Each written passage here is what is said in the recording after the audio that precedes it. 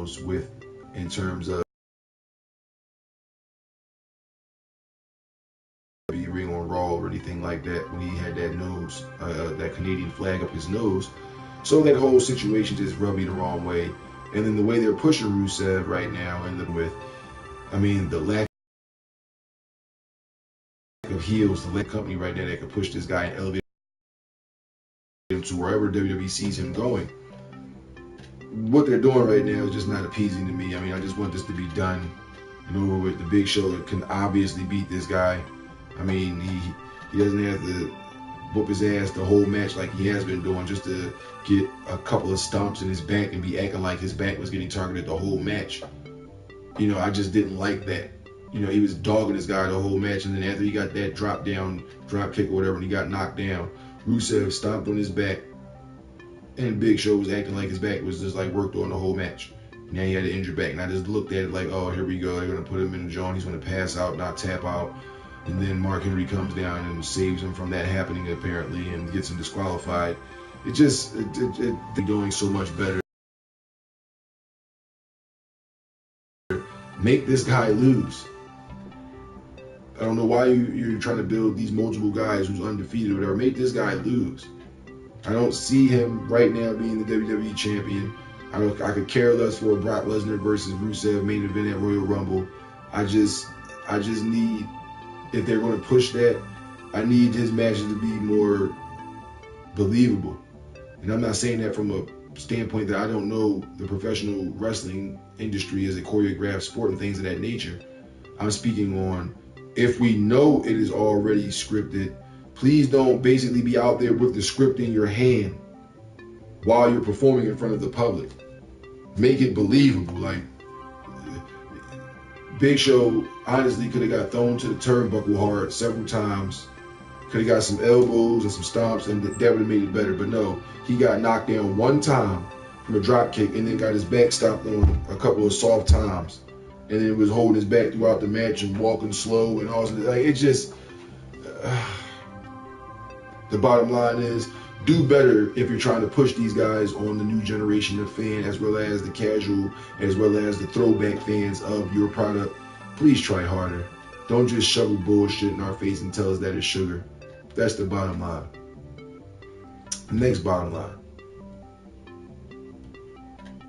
WWE injuries and the impact it is having on the current roster.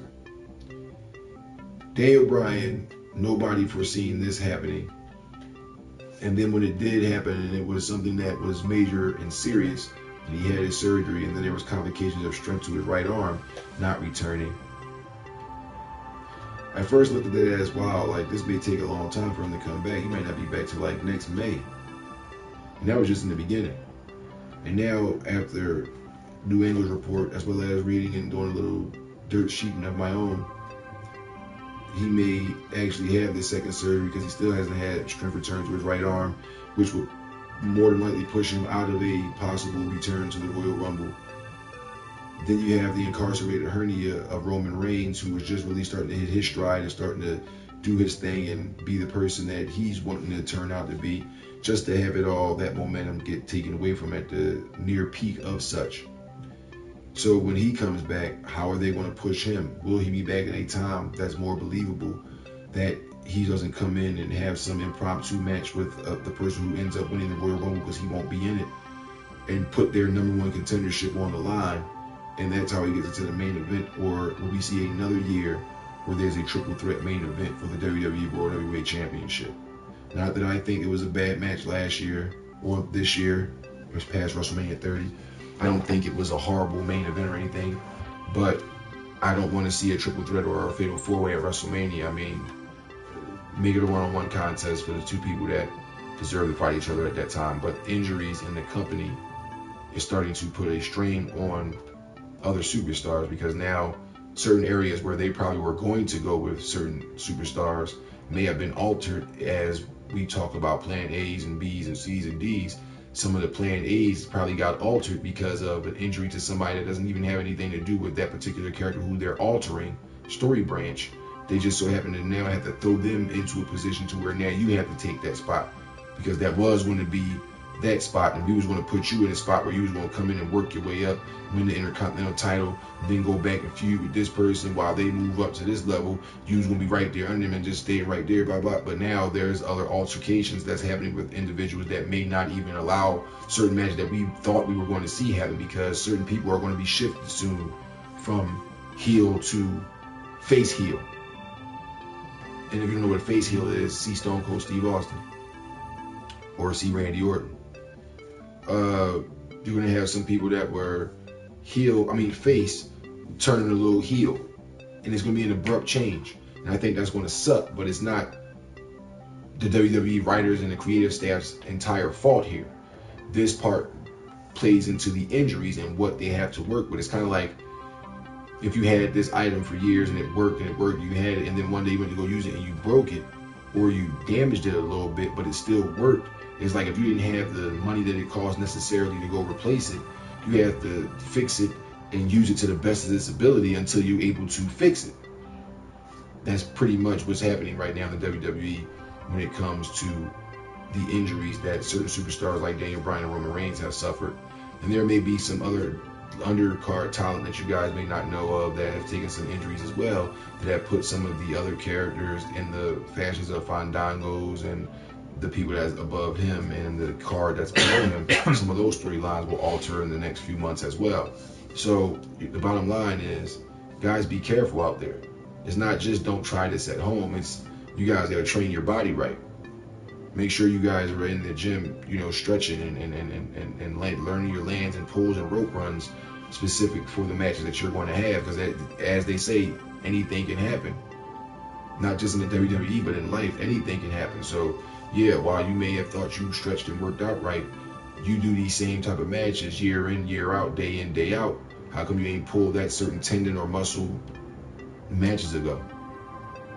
Why this particular time when you do a headlock and put somebody in a headlock, do you strain a muscle in your shoulder or something like that? Why now? What stress did you put on your shoulder that wasn't worked out properly before you decided to come and try to strong arm somebody and headlock them over and then you pull something? We ain't talking about a broken bone. A broken bone can't be avoided. If you get slammed or you land the wrong way, bam, that's a broken bone. But when it comes to the pulling of a tendon or the stretching of a muscle, those are things that you can work out beforehand to where it's a less probability that something might twist up or tighten up or pop because you actually stretched it out and did some things, prior to wrestling that match that would ensure those things wouldn't happen. But bottom line is, work your body better, ladies and gentlemen. Just work your body better. That way we won't be stuck with seeing people that really shouldn't be nowhere near main event television taking up more time on our TV, a la Adam Rose via Stephanie McMahon. We could have been seeing segments of Roman Reigns or Daniel Bryan, who we won't be seeing until at least February of next year, of one of those guys. Maybe both. But Daniel Bryan, might not see him until Elimination Chamber. He may be at the Royal Rumble in a fan capacity, sitting in the audience, or get an interview with Michael Cole or something like that on the pre-show. But as far as that goes, we won't be seeing him inside the ring anytime soon. And that's the bottom line, because Haak said so.